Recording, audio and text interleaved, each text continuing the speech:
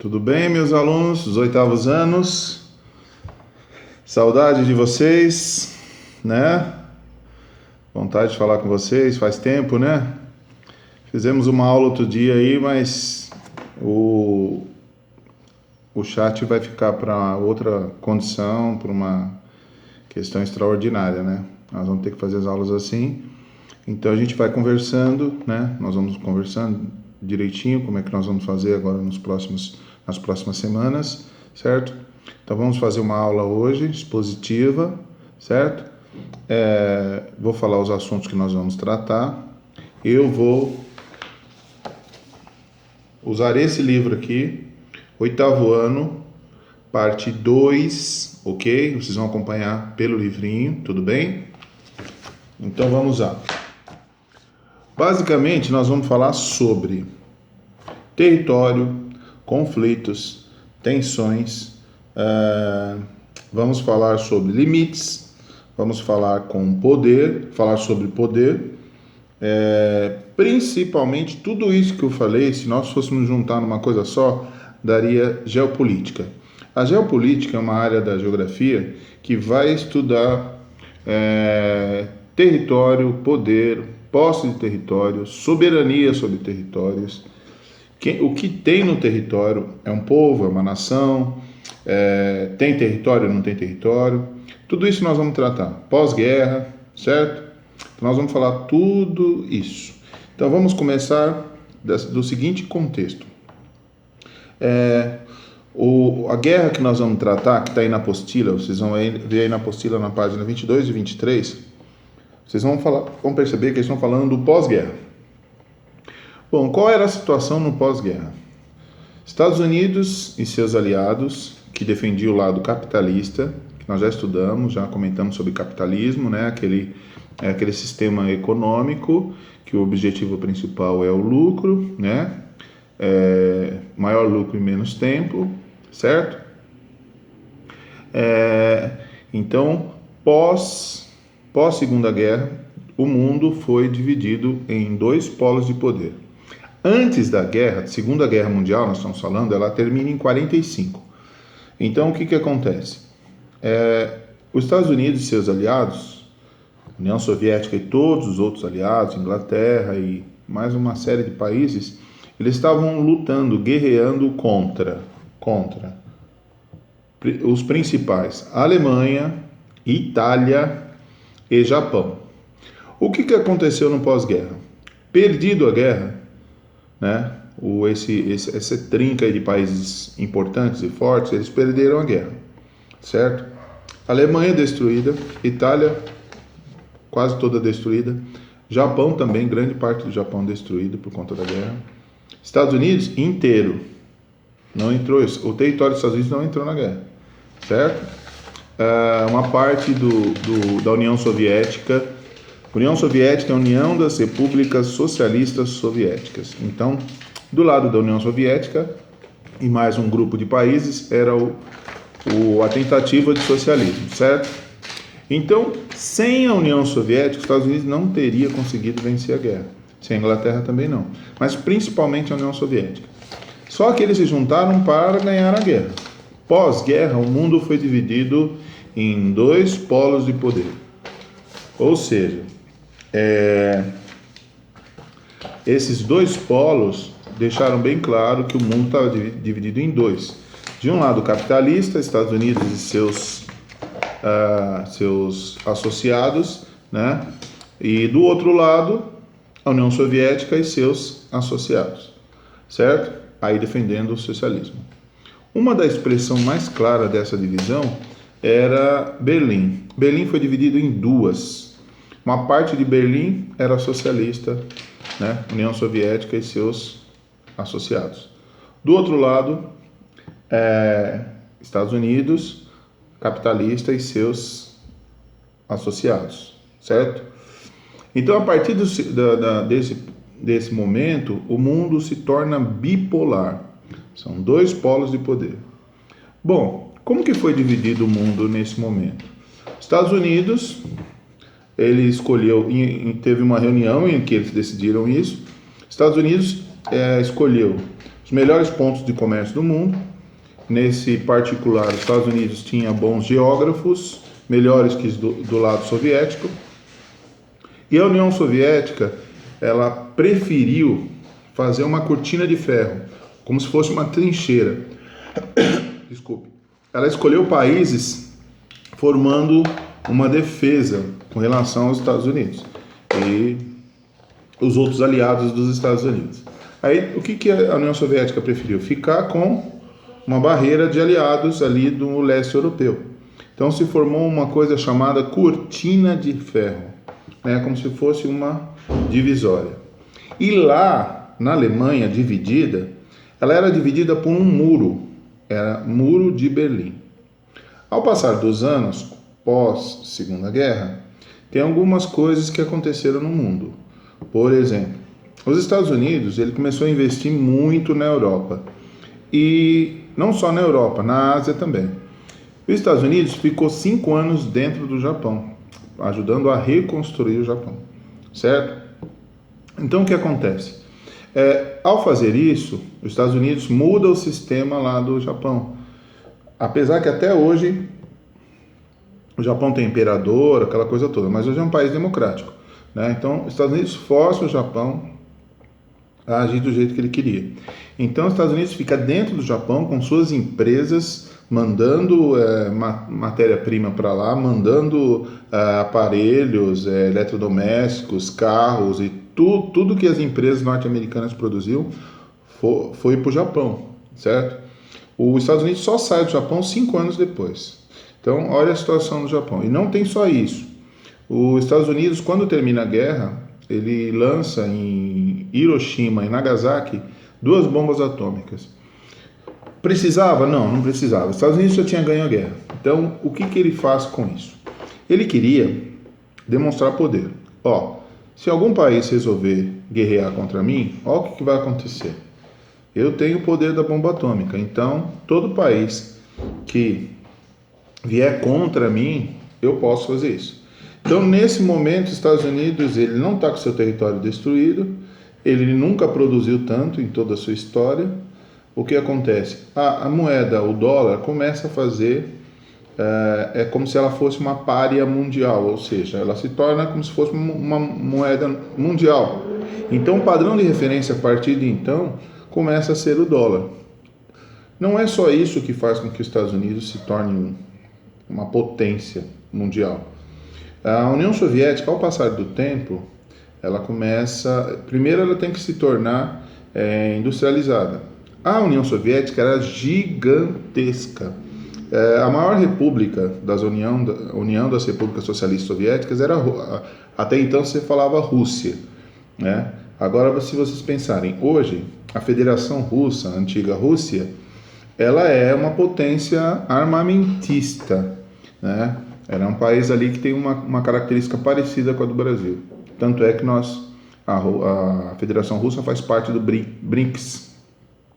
Brasil, Rússia, Índia, China e África do Sul. Então, conforme o tempo foi passando, a União Soviética ela tinha que fazer frente aos Estados Unidos. Como que ela fazia isso? Ela conseguia produzir como os Estados Unidos, que era capitalista? Não conseguia produzir da mesma maneira. Não tinha a mesma eficiência e não objetivava lucro. Ou seja, se não objetivava lucro, ela tinha dificuldades de vender tudo. E os produtos não tinham a mesma qualidade do lado capitalista. Então, ao passar do tempo, para fazer frente aos Estados Unidos, a União Soviética tinha que investir a maior parte do seu dinheiro em produção de armamentos. Então, o povo soviético não tinha as melhores condições de vida e a alimentação, por exemplo, tinha períodos que eles comiam 1 ou 2 tipos de coisa, por exemplo, só batatas, né? Teve períodos críticos para o povo soviético. Então, a União Soviética ela foi de 1921 a 1991, ou seja, 70 anos de União Soviética. Ela ruim principalmente economicamente, porque eles gastavam muito dinheiro para fabricar armamento para fazer frente aos Estados Unidos. Esse é o principal motivo de ruptura aí, de término da União Soviética. Ela não conseguia fazer frente aos Estados Unidos e seus aliados capitalistas. que o desenvolvimento é fato. O desenvolvimento no capitalismo é maior. Isso é fato.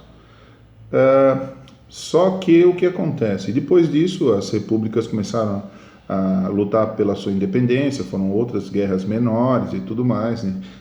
Conseguindo independência, muitas repúblicas conseguiram, alguns países se tornaram 3 países, se dividiram, né? Então, hoje em dia são poucos que estão ali sob o jugo da Federação Russa, certo? Por que eu fiz essa pré-análise aqui para vocês entenderem? Ora, o que aconteceu depois de tudo isso? Como é que o mundo passou a ser?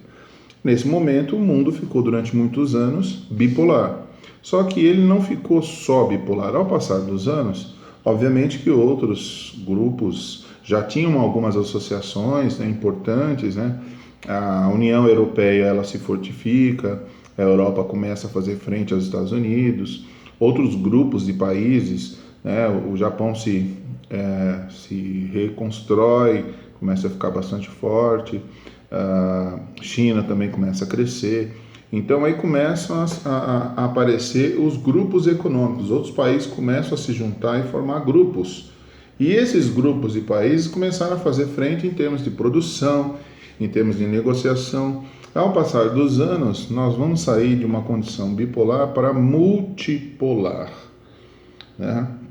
Então, nesse ponto, os Estados Unidos ele começa a perder um pouco de força, mas veja bem, os Estados Unidos continua sendo a maior potência militar do mundo, a maior potência econômica, continua a ser primeiro em todas as instituições mundiais, FMI, Banco Mundial, BID, todas as OTAN, Organização do Tratado, todas as instituições, principalmente na ONU, quem manda no final mesmo, no final do final, são os Estados Unidos, não tem jeito, tá? Então eles são uma potência de todas as formas que você quiser imaginar, certo? Então, aí nesse período aí, antes de multipolarismo, os Estados Unidos se torna um império, né? Ele manda no mundo mesmo, certo? Principalmente por conta da sua potência econômica e militar, principalmente essas duas. E aos poucos a China vai crescendo, como eu já havia falado. Eu vou citar um exemplo aqui para vocês. Nos anos 40 e 50, eles fabricam uma calça de uso diário que era mais utilizada nas empresas, assim como uniforme de trabalho. Ela não era utilizada normalmente como uma coisa mais cara, a não ser quando os astros de Hollywood e outros artistas começaram a usar o que para nós é tão comum, né? Uma calça jeans, né? É uma coisa tão habitual, tão do nosso dia a dia, né? Mas quanto mais usa, assim, esses artistas, atores desenvolvem esse tipo de propaganda, principalmente os filmes de faroeste, os filmes hollywoodianos, esses jeans começaram a tomar um valor maior. E no caso, quando os Estados Unidos se torna império, ele começa a passar para o mundo não só as suas mercadorias, os seus eletrodomésticos, os seus carros, começa a passar uma visão de mundo, uma ideia de mundo também. E nós não fomos diferentes de outros países do mundo inteiro. Nós sofremos muito essa influência dos Estados Unidos, né?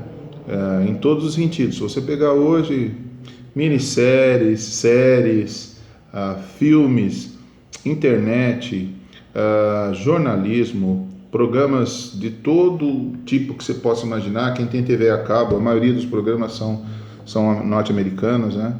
Só relembrando, quando nós falamos norte-americano, nós estamos falando dos Estados Unidos, porém tem um erro aí. Por quê? O Canadá também é norte-americano, certo? Então, o México também o mexicano também é norte-americano, mas nós temos o costume de chamar os americanos, né, os estadunidenses, de norte-americanos. Tá? Então, se eu falar estadunidenses, eu estou falando norte-americano. Se eu falar norte-americano, normalmente eu estou me referindo aos Estados Unidos, porque nós não falamos os norte-americanos canadenses. Nós falamos os canadenses ou os mexicanos. Né? Quando nós falamos dos norte-americanos, dos estadunidenses, nós nos referimos como norte-americanos, ok? Então, assim, nós sofremos muita influência dessa cultura norte-americana. O tempo inteiro nós sofremos essa influência. Quando essa influência é tão forte a ponto de mudar a sua cultura, esse processo de globalização, que ele acaba também descaracterizando a nossa cultura, esse processo também aprofundado, ele se torna uma coisa chamada dominação cultural. Ou seja, é quando uma cultura domina a outra, não domina só economicamente, politicamente, militarmente, domina pela sua força cultural, né?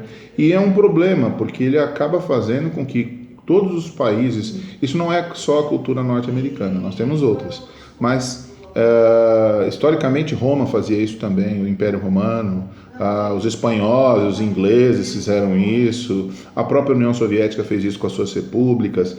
Então teríamos aqui o Império Turcomano, nós teremos aqui N exemplos de impérios que dominaram, né? Inclusive Portugal, no caso nosso, especificamente o processo de dominação, né, de Portugal com relação a gente, né? Então, nós entendemos que essas potências, elas alteram a nossa cultura, e isso não é bom. Descaracterizar a nossa identidade não é nada bom. E isso acontece no dia a dia. Então, aí na página 23, vocês vão perceber que tem lá músicas norte-americanas, aplicativos de celular, eletrônicos, vestuário, calçados, programas de TV, séries, filmes, alimentos, outros. Né? Então, eu quero que vocês citem pelo menos 2 exemplos na página 23, ok? Lá na página 24, nós vamos começar a falar de uma coisa chamada Guerra Fria. O que foi essa Guerra Fria? Veja bem, de um lado vamos voltar ao que nós já aprendemos. De um lado estavam os Estados Unidos e seus aliados, do outro lado estava a União Soviética e seus aliados. De um lado socialista, do outro lado capitalista. Então se calcula aí, mais ou menos de 45 pós-guerra até o fim da União Soviética. Ela tem um fim em 1989, é um fim simbólico com a queda do Muro de Berlim, certo? Que dividia a Alemanha socialista da capitalista, mas economicamente e tecnicamente a União Soviética acaba em 1991, ou seja, vai de 45 a 91, acontece uma guerra ideológica, política, sabe? Estados Unidos fazendo frente à União Soviética, era no esporte, era na produção, mas fundamentalmente era uma guerra ideológica, ou seja, do lado dos Estados Unidos capitalista, ele dizia que o capitalismo era maravilhoso, que você ia ter bens melhores, que você tem uma boa casa, um bom carro. Sim, durante um tempo os Estados Unidos conseguiu fazer isso para a maioria da população, mas ele não conseguiu fazer isso sempre, né? Do lado soviético, eles falavam que o socialismo era bom, tudo mais, só que eles não tinham liberdade. E os produtos que eles tinham eram bem inferiores ao que tinha do lado capitalista. Então, nem um lado era maravilhoso, nem o outro, né? Então, os Estados Unidos conseguiu isso durante um período, é uma época chamada Época de Ouro, mas havia também perseguição tanto de um lado quanto do outro. Quem ia contra a democracia norte-americana sofria. Quem ia contra o socialismo, que não era socialismo, era uma ditadura norte-americana, soviética, mesma coisa. Então, nem era tão bom aqui, nem era tão bom aqui. Aqui tinha uma liberdade meio disfarçada, né? E o capitalismo ele não consegue dar uma condição boa para todos, nós sabemos disso, senão não teria pobres, nós não teríamos pobres, né? E o socialismo não há liberdade. Alguém que, na verdade, o que devia ser todo mundo, trabalhar para todo mundo, não é bem assim que aconteceu. A história nos mostrou isso, certo? Então, o mundo bipolar, por que mundo bipolar? São 2 polos de poder, certo? De um lado capitalismo, do outro socialismo. Isso está na página 24. Tem até uma charge ali demonstrando isso, a divisão do mundo na metade ali, tá? Então, na página 25, vocês vão ter algumas perguntas ali, né? A charge ilustra qual período da geopolítica mundial? Eu acabei de explicar, certo? Como o planeta está ilustrado na charge? Está dizendo ali, é só olhar a charge, né? Está dividido e tal. Os personagens representam quais sistemas socioeconômicos da época? Capitalismo e socialismo. Quais são as principais diferenças desses dois sistemas? Bom, no capitalismo qual é o objetivo? Conseguir obter o maior lucro possível em menos tempo. Qual é a base? Propriedade privada dos meios de produção. Propriedade privada alguém é dono. Quais são os meios de produção? Terra, capital, trabalho. Como eles são usados, esses meios? Para eu produzir, eu preciso de terra, preciso de capital e preciso de trabalho. Para eu produzir, eu preciso desses três. Quem é dono disso? O dono dos meios de produção, o patrão, o dono da empresa, né? E esses meios de produção, eles são usados de que forma? Eles são usados de forma privada, tem um dono. O trabalhador não é dono dos meios de produção. O trabalhador só é dono da sua força de trabalho. Ok? Do lado socialista, é propriedade coletiva dos meios de produção. Todos podem usar os meios de produção. Aí, no caso, entre aspas, o patrão seriam todos. Mas nós sabemos que era o governo, né? Alguns trabalhadores que eram privilegiados, que eram os líderes do Partido Comunista. Partido Socialista Comunista, que nunca existiu na sua plenitude. Real, não. Mas os patrões, entre aspas, eram os líderes do partido, certo? Então, mas realmente, os meios de produção eram usados de forma coletiva. Qual era o objetivo no socialismo, nesse suposto socialismo que virou uma ditadura? O objetivo era o bem-estar social, ou a felicidade social, para todos. Então, vocês veem que eram dois contextos completamente diferentes, tá? Então, e aqui, como eram usados os meios, quais eram os meios de produção aqui no socialismo? Terra, capital, trabalho, os mesmos meios de produção, só que aqui eram usados de forma coletiva, aqui de forma privada. Aqui o trabalhador era dono da sua força de trabalho também, só que ele não vendia para um patrão, vendia para o governo, e o governo representava esses trabalhadores, representaria esses trabalhadores. Então, o termo bipolaridade, ele se refere a essa ordem mundial estabelecida após a Segunda Guerra Mundial, em 1945, tá? Na qual os Estados Unidos e a União Soviética, eles se assumiram como potências mundiais e influenciaram todos os países, tanto os que estavam de um lado quanto do outro, de forma ideológica. E essa Guerra Fria, por que era fria? Não tinha muita comunicação entre eles. Eles eram como se fossem inimigos. E ainda bem que eles não entraram em confronto de bomba atômica, senão teria acabado o mundo. O nosso mundo teria acabado, nós não estaríamos aqui hoje. Ainda bem que eles nunca brigaram do ponto de vista bélico, assim, alguns países que defendiam os Estados Unidos e a União Soviética brigaram entre si, mas o próprio Estados Unidos e a União Soviética diretamente em confronto nunca, senão teria acabado o nosso planeta, certo? Então, por hoje, por hora, nós vamos parar por aqui. O que vocês vão ter que fazer no caderno de vocês? Vocês vão responder essas perguntas da página 25, tá? Tem a B, a C e a D, certo? Vocês vão responder essas perguntas, vocês vão tirar uma foto, tá? E vão enviar para mim no meu e-mail. Eu vou colocar, preste bem atenção, eu vou colocar lá na informação, lá no Drive, exatamente quando vocês vão entregar. O 8º ano vai ter um período para entregar isso, não vai entregar qualquer dia, vai ter uma data específica para vocês entregarem e eu vou mostrar isso para vocês. Tudo bem? Então isso aqui até segunda-feira vai estar disponível para vocês. Vocês vão assistir a aula, fazer o entendimento da aula, tudo que vocês entenderam dessa aula e vão responder essas 4 perguntas, A, B, C, D. Essas 4 perguntas têm que estar respondidas E depois que vocês fizerem o entendimento da aula, vocês vão colocar lá: ah, professor, eu entendi, Estados Unidos, calça jeans, tal, tudo. Ah, lá na apostila de vocês vão colocar também músicas, aplicativos eletrônicos. Coloca tudo no entendimento. Vocês vão fazer lá no caderno, numa folha, o que vocês entenderam da aula, tudo. É para responder essas coisas aqui da página 23 também. E na página 25 vocês vão responder essas 4 perguntas. A charge ilustra qual período da geopolítica mundial? Tal. Como o planeta estava ilustrado? Os personagens representam quais sistemas socioeconômicos da época? Explique as diferenças. Tá na aula, é só assistir a aula. Por que esse período foi Guerra Fria? Foi denominado Guerra Fria porque era uma guerra que não tinha calor, não tinha troca de ideia, eram pensamentos completamente diferentes. Era uma guerra política, ideológica e econômica. Fechou?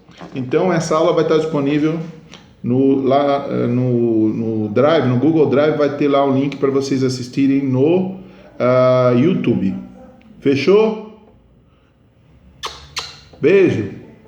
Saudade de vocês, tá? Façam tudo que o professor pediu, tirem uma foto e eu vou colocar lá no Drive que dia que vocês vão entregar isso. Combinado? Beijão. Tchau. Tchau.